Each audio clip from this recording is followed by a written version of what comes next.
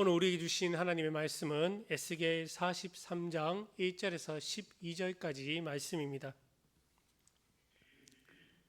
에스겔 43장 1절에서 12절까지의 말씀을 제가 봉독하겠습니다.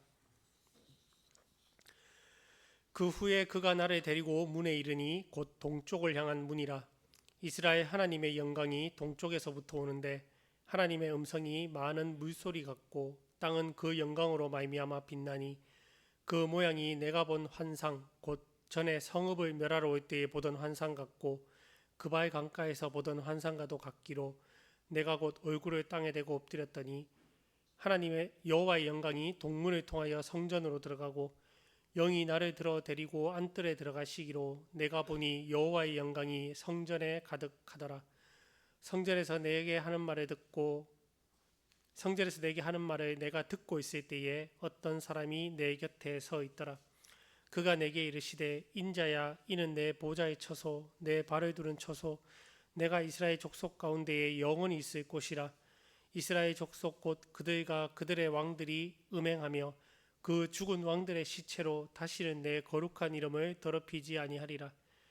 그들이 그 문지방을 내 문지방 곁에 두며 그 문설주를 내 문설주 곁에 두어서 그들과 나 사이에 겨우 한 담이 막히게 하였고 또 그 행하는 가증한 일로 내 거룩한 이름을 더럽혔으므로 내가 노하여 멸망시켰거니와 이제는 그들이 그 음란과 그 왕들의 시체를 내게서 멀리 제거하여 버려야 할 것이라.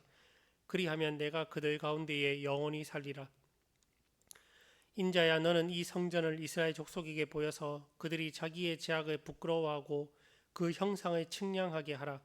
만일 그들이 자기들이 행한 모든 일을 부끄러워하거든 너는 이 성전의 제도와 구조와 그 출입하는 곳과 그 모든 형상을 보이며 또 그 모든 규례와 그 모든 법도와 그 모든 율례를 알게 하고 그 목전에 그것을 써서 그들로 그 모든 법도와 그 모든 규례를 지켜 행하게 하라. 성전의 법은 이러하니라. 산꼭대기 지점의 주인은 지극히 거룩하리라. 성전의 법은 이러하니라. 아멘. 네, 지금까지 에스겔 선지자가 본 두 번째 환상에 대해서 함께 나누고 있었습니다. 앞부분인 40장에서 또 42장까지의 말씀에서는 환상 가운데 천사가 에스겔 선지자를 데리고 다니며 성전의 각 부분을 측량하고 또 모양이나 장식 같은 것들을 보여주는 그런 것들을 함께 살펴보았습니다. 그리고 이제 오늘 본문 43장 1절에서 12절까지의 말씀에서는 이제 마침내 하나님의 영광이 성전에 임재하십니다. 그리고 이 성전과 관련된 규례와 법도를 선포하고 또 지키게 하라는 명령이 소개되고 있습니다. 오늘 본문 말씀 이제 1절을 보시면 천사가 에스겔 선지자를 데리고 처음 성전에 들어갈 때 사용했었던 동쪽을 향해 난 문으로 다시 들어오는 장면으로 시작되고 있습니다. 그리고 2절부터 5절까지의 말씀에서 보시면 동쪽으로 난 문을 통해서 하나님의 영광이 임재하는 장면을 또한 묘사하고 있음을 우리가 볼 수 있습니다. 동쪽으로 난 문에는 이제 에스겔 선지자와 천사가 먼저 들어와 있었습니다. 1절에서 이제 그쪽으로 들어왔다고 하였기 때문에 먼저 에스겔과 천사가 동쪽으로 향한 문으로 들어와 있었고 이제 하나님의 영광이 그 뒤로 이제 들어오시는 겁니다. 에스겔은 하나님의 임재를 예상하지 못했기 때문에 그 임재는 굉장히 갑작스럽게 느껴졌을 것입니다. 자, 이렇게 동쪽에서 오시는 하나님의 영광에 2절을 보시면 이스라엘이라는 수식어가 붙어 있는 것을 우리가 볼 수 있습니다. 이 말이 아무런 의미 없이 사용되지는 않았습니다. 하나님의 영광 앞에 굳이 이스라엘이라는 말을 붙인 이유가 무엇이겠습니까? 오늘 본문에서 사용된 이스라엘이라는 말은 이제 우리가 단순히 이스라엘 민족이라든가 또는 이스라엘이라고 하는 나라 이름을 나타내는 것으로 사용된 것은 아닙니다. 여기서 이스라엘이라는 말이 사용된 것은 하나님의 언약을 떠올리게 하기 위해서 사용된 것입니다. 어떤 언약이냐면 창세기 35장을 보시면 하나님께서 야곱에게 이스라엘이라는 새 이름을 주시는 장면이 나옵니다. 그때 하나님께서는 야곱에게서 많은 백성이 나오고 또 그 백성에게 아브라함에게 약속한 땅을 주시겠다 하는 언약을 야곱과 맺으십니다. 바로 그 언약입니다. 당시 이스라엘 백성들은 자신들의 죄로 인해서 이방인들에게 하나님께서 주신 땅을 빼앗겼습니다. 땅을 빼앗기고 이방 땅으로 끌려가서 포로 생활을 하고 있었습니다. 자, 이런 상황에서 에스겔 선지자가 성전에 돌아오신 그 하나님을 이스라엘 하나님이라고 부른 것은 야곱에게 이스라엘이라는 언약의 이름을 주시면서 너의 후손들, 너의 백성들이 아브라함이 약속한 그 땅을 차지할 것이라는 그 약속을 이제 떠올리게 하는 것이었죠. 그 언약의 이름을 주신 하나님의 영광이 이스라엘 백성들을 회복시키시고 또 땅을 회복할 것이라는 소망을 또한 줍니다. 그래서 이스라엘 하나님의 영광이라고 이야기하는 것이었습니다. 이 회복의 소망은 그런데 이제 오늘 성경 본문에서 에스겔 선지자에게 말씀을 듣고 있는 그 이스라엘 백성들에게만 해당되는 것이 아닙니다. 오늘날 우리에게도 바로 이 회복의 소망이 주어졌습니다. 죄로 인해 죽을 수밖에 없었던 우리를 위해서 예수 그리스도께서 십자가에서 죽으셨습니다.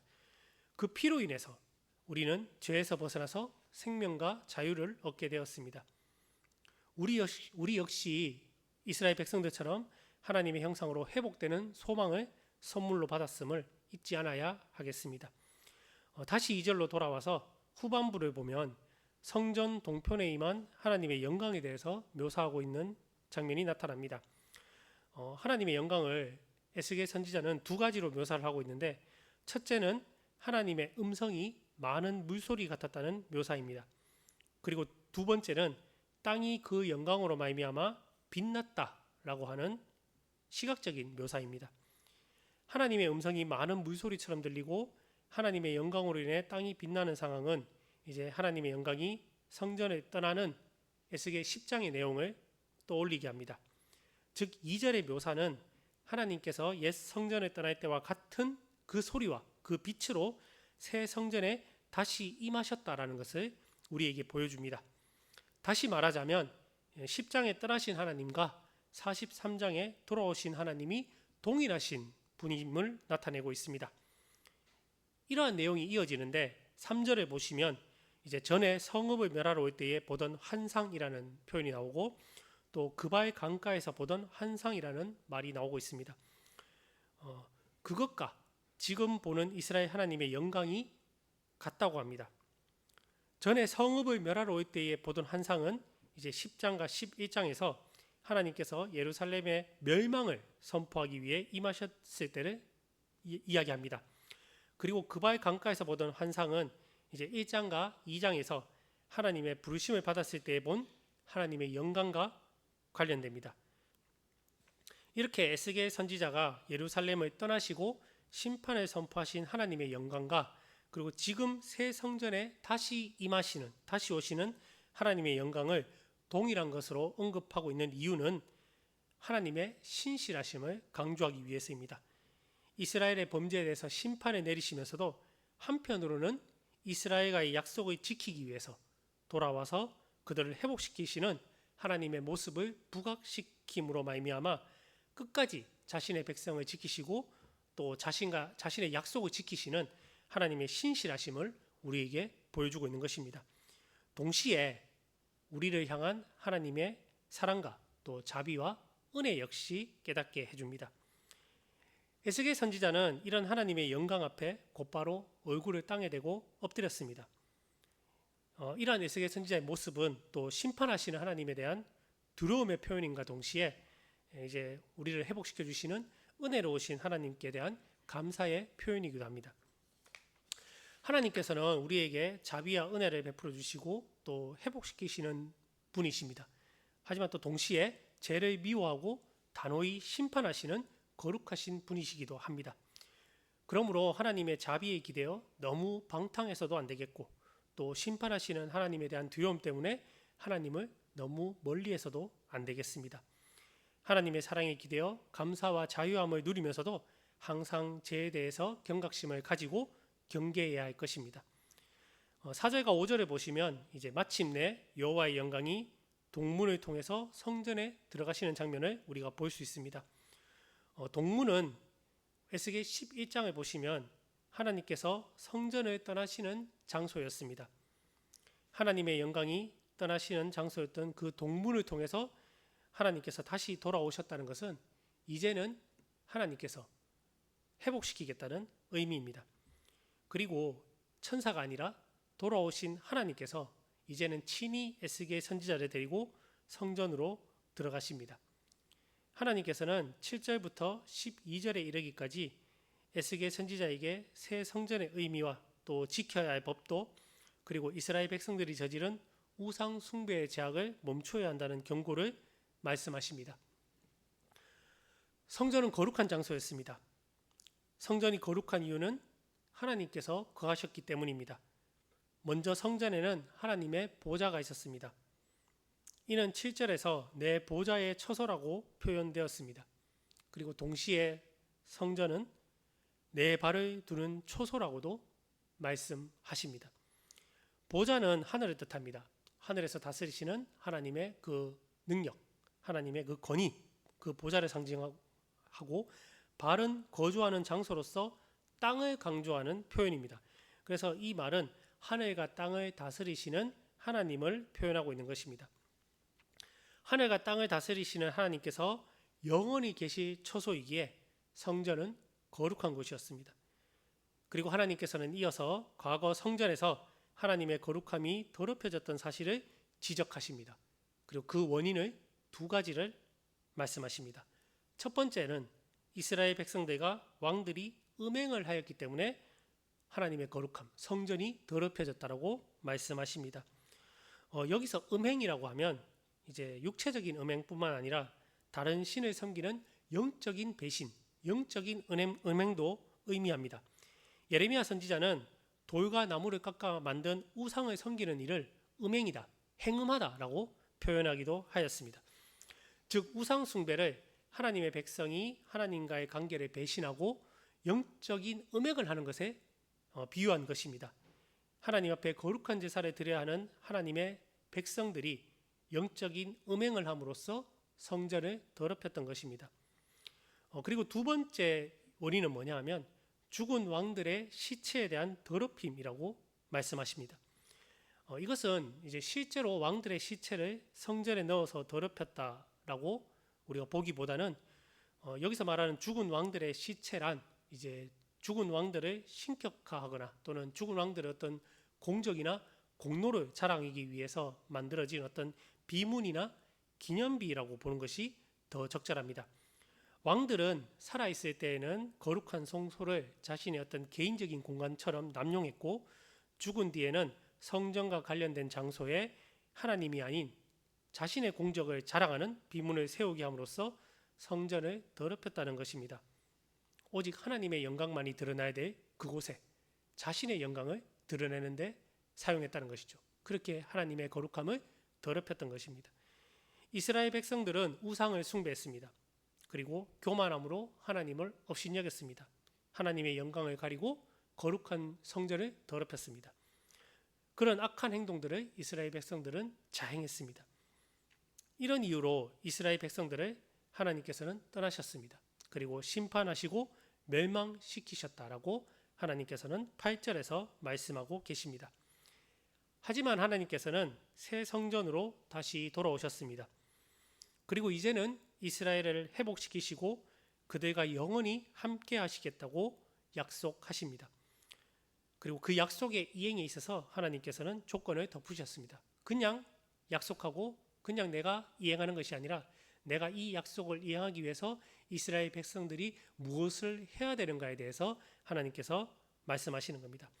9절 이하에서 하나님께서 약속을 이행하시기 위해서 이스라엘에게 덧붙이는 그 조건이 나옵니다.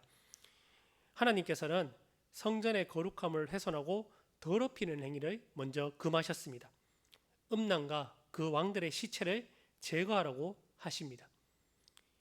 하나님 외에 다른 신을 섬기는 우상 숭배와 또 사람을 하나님보다 더 신뢰하고 높이는 교만의 죄가 반복되어서는 안 된다고 경고하고 계십니다. 하나님께서는 영원히 이스라엘 백성 가운데 또 성전에 거하시기 위해서는 이스라엘 백성들이 너희들이 먼저 회개해야 된다. 너희들이 성전을 더럽혔던 그 죄를 회개해야 한다고 말씀하고 계십니다. 이를 위해서 하나님께서는 이스라엘 백성들이 자신의 죄를 부끄럽게 여기고 자신의 죄를 측량하여 깨닫게 하실 것이라고 말씀하십니다. 회개하려면 먼저 나의 죄를 깨달아야 되고 그 죄가 부끄러워야 됩니다. 그렇지 않으면 회개하지 않습니다. 그래서 하나님께서는 이스라엘 백성들에게 회개, 변화를 요구하시면서 먼저 자신의 죄를 깨닫게 하시고 그것을 부끄럽게 여기게 하시고 또 스스로를 돌아보아서 내가 하나님 앞에 얼마나 큰 죄를 저질렀는지를 측량하여 깨닫게 하시는 것입니다. 자, 그렇게 자신의 죄를 부끄러워하면서 회개한 백성들에게 11절에서 하나님께서는 규례와 법도와 율례를 알게 하셔서 지키게 하실 것을 명령하십니다. 성전의 법도를 지킬 때에 거룩하신 하나님께서 임재하신 성전이 있는 산꼭대기 전체가 거룩해질 것이라고 하나님께서는 선포하십니다. 오늘 본문을 통해서 하나님께서 우리에게 하시는 말씀, 또 우리에게 주시는 교훈은 무엇이겠습니까? 하나님께서는 범죄한 이스라엘 백성들을 심판하셨습니다. 하지만 다시 돌아오셔서 회복시키시는 은혜를 베푸셨습니다. 하나님께서는 자기 백성을 징계하시는 분이십니다. 자기 백성이 잘못했을 때 심판하시는 분이십니다. 하지만 동시에 끝까지 내버려 두지 않으시는 하나님이십니다. 우리가 하나님을 떠났을지라도 하나님께서는 우리를 떠나지 않으십니다. 주의해야 할 점은 뭐냐 하면 이런 하나님의 은혜와 자비를 우리가 당연한 것처럼 여겨서는 안 된다는 것입니다. 하나님께서 우리 죄를 용서하시고 또 우리에게 회복의 은혜를 베푸셨을 때에 그것에 만족하고 지금까지의 잘못된 생각과 행동을 반복해서는 안 됩니다. 하나님이 또 용서해 주시겠지. 뭐 내가 이렇게 한다고 해서 하나님께서 떠나가시겠어? 이렇게 생각하지 않아야 된다는 것입니다. 오늘 이스라엘 백성들에게도 하나님께서는 우상 숭배와 교만의 죄를 버리라고 말씀하십니다. 그리고 저지른 죄를 부끄럽게 여길 것을 요구하고 계십니다.